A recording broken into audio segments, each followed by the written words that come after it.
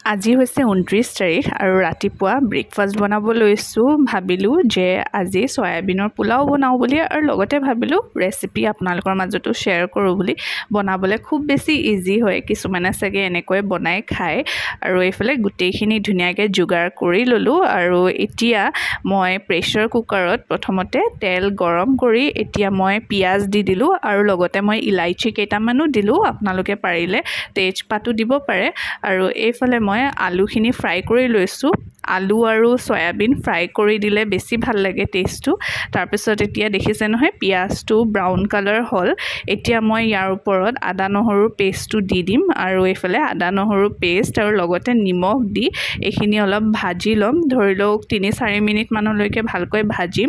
আৰু এইফালে আমাৰ আলু ফ্ৰাই কৰা হৈ আছে। আলুটো মই অলপ ব্ৰাউন কালাৰ হোৱালৈকে মানে ফ্ৰাই কৰিম। আৰু এইফালে আলু ফ্ৰাই কৰাও হৈ গ'ল। তাৰপিছত এতিয়া মই সয়াবিনখিনি ফ্ৰাই কৰি আছোঁ আৰু সয়াবিনখিনিও ফ্ৰাই কৰাৰ পিছত এতিয়া মই যিখিনি মানে ভাজি আছিলোঁ পিঁয়াজ আৰু যিখিনি আদা নহৰুৰ পেষ্ট ভাজিলোঁ, তাৰপিছত মই চাউলখিনি প্ৰথমতে ভাজিলোঁ, তাৰপিছতহে মই সয়াবিন আৰু আলু দি ল'লোঁ আৰু এইখিনি দিয়াৰ পিছতো ভালকৈ ফ্ৰাই কৰি ল'ম। তাৰপিছতহে মই আন্দাজমতে পানী দিম। এইফালে দেখিছে নহয় ধুনীয়াকৈ ফ্ৰাই কৰি ল'লোঁ গোটেইখিনি আৰু তাৰপিছতহে এতিয়া আন্দাজমতে মই পানী দিম। মই 2 কাপ দিছিলোঁ, মানে 2 পোৱা চাউল দিছিলোঁ, সেইটো আন্দাজমতে মই পানীটো দি লৈছোঁ আৰু এইফালে দি দিলোঁ পানী আৰু এইখিনি ভালকৈ উতলাই মেলি এতিয়া আৰু অলপ দেৰি মই চাউলখিনি ভাজিলোঁ। যিমান বেছি ভাজা হয় পোলাওটো খাবলৈ সিমান বেছিয়ে টেষ্টি হয়। আৰু এইফালে চাওকচোন ধুনীয়াকৈ ভাজাৰ পিছত আকৌ অকণমান পানী দি মেলি ধুনীয়াকৈ আকৌ এতিয়া মই ভালকৈ চাউলৰ সৈতে ভাজি ল'ম আৰু তাৰপিছত মই এটা চিটি মাৰিব দিলোঁ আৰু এইফালে আমাৰ সয়াবিনৰ পোলাও ৰেডি। ৰাতিপুৱা কেতিয়াবা ব্ৰেকফাষ্টত এনেকৈয়ে বনাওঁ, কাৰণ বনাবলৈ খুব বেছি ইজি হয় আৰু টাইমো বেছি নালাগে ন। আৰু এইফালে চাওকচোন ৰাতিপুৱাৰ পৰা বহুত বেছি বৰষুণ দি আছিলে, সেইটো টাইমত অলপ কমিছে বাৰু।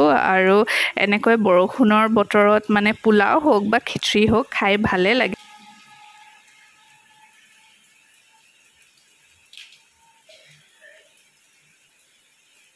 এভৰিৱান ব্ৰেকফাষ্ট কৰি মেলি বজাৰলৈ আহিলোঁ। মানে কি হ'ল মামাহঁত আহি আছে গুৱাহাটীৰ পৰা, সৰু মামা মামী।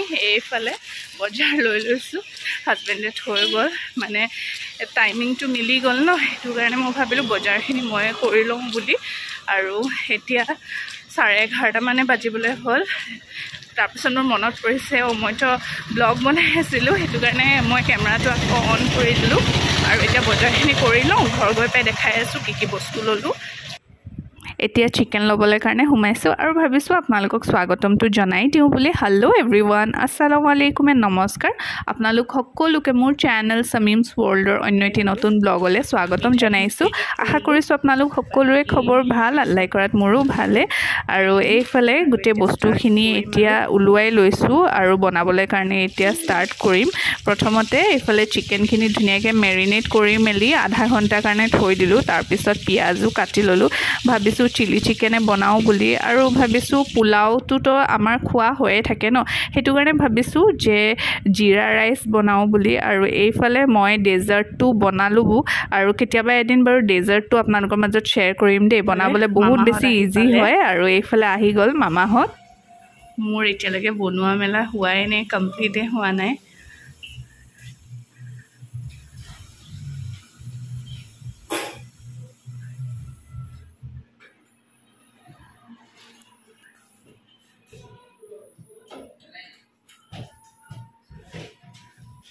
আহিলে, আসসালামু আলাইকুম।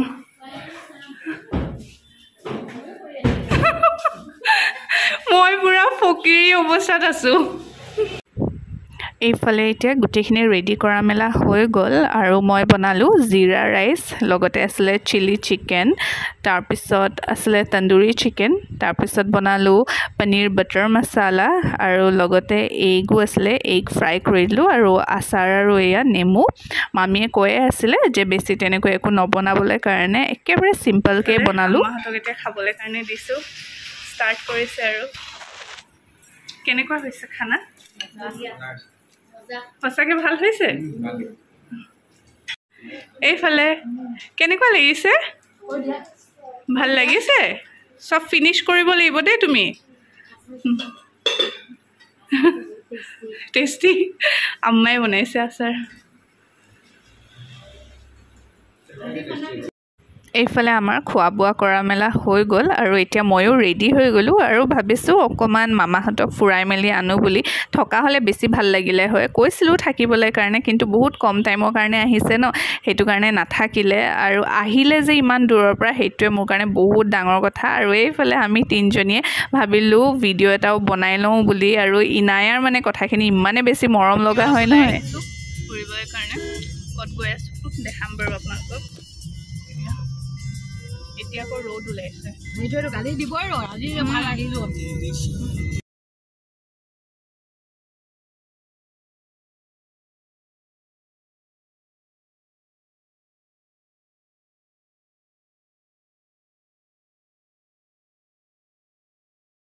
এইফালে আমি আহিছোঁ মাঝাৰৰ ফালে মই ইয়াত দুবাৰমান আহিছোঁ কিন্তু তেনেকৈ ভিডিঅ' কৰা নাইকিয়া কেনেকুৱা লাগিছে আপোনাৰ আহি বঢ়িয়া মস্তি লাগিছে আৰু আজি মই ফাৰ্ষ্ট দেখা পাম সেইটো কাৰণে বাহিৰৰ পৰা চাই বহুত ভাল লাগিছে মোৰ আপোনালোককো দেখাওঁ অলপ ভাল লাগিছে কৈ দিয়া আমি ক'ত আছো বিবি মাজাৰা কৈ দিয়া ইউটিউবত কৈ দিয়া কোৱা আকৌ এইফালে চাওক এয়া আহি আছে আম্মা আৰু মামা এইফালে চাওক বৰষুণ দিয়াৰ কাৰণে পুৰা একদম বোকা নাম কি জানেনে বিবি বিবি মাজাৰা এইফালে আমি মাঝাৰৰ ভিতৰত সোমাই আহিলোঁ আৰু অকণমানকৈ আপোনালোকক দেখাই দিছোঁ কাৰণ ইয়াত ভিডিঅ' কৰাটো এলাও নহয় আৰু এনেও মানে তেনেকৈ ভিডিঅ' কৰিবলৈ ভালো নালাগে আৰু আপোনালোকে যাতে এইটো বিষয়ত একো বেয়া কমেণ্ট নকৰে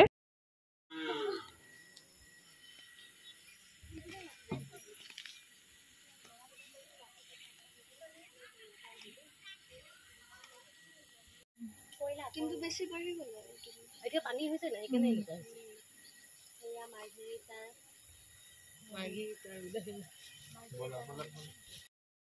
এতিয়া ঘৰলৈ আমি ঘূৰি আহি আছোঁ আৰু ৰাস্তাতে ইমান ধুনীয়া এটা ভিউ দেখিলোঁ সেইটো কাৰণে ভাবিলোঁ আমি ইয়াতে ফটো ক্লিক কৰি লওঁ বুলি আৰু এই ব্ৰিজখন আমাৰ ঘৰৰ একেবাৰে ওচৰতে হয় কেতিয়াও মানে এনেকৈ ফটো ক্লিক কৰা নাছিলোঁ আৰু মামাহঁতৰ লগত আহিলোঁ যে ভাবিলোঁ ইয়াতো কেইখনমান ফটো ক্লিক কৰি লওঁ বুলি আৰু চাওকচোন ছানছেটৰ টাইমখিনিত ইমান বেছি ধুনীয়া লাগিছে ন এইখিনি তাৰপিছত এইফালে ফটো চটো ক্লিক কৰি মেলি ঘৰলৈ আহিলোঁ আৰু এইফালে আম্মাহঁতক নাস্তা দিছোঁ মানে চাহ খাবলৈ কৈছিলোঁ চাহ নাখালে ক'লে চৰ্বতে খাব বুলি তাকে এয়া চৰ্বত আৰু নাস্তা তেনেকৈ দিছোঁ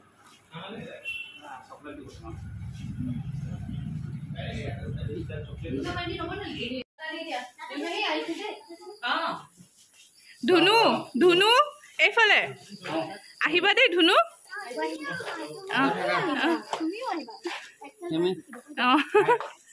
আহিব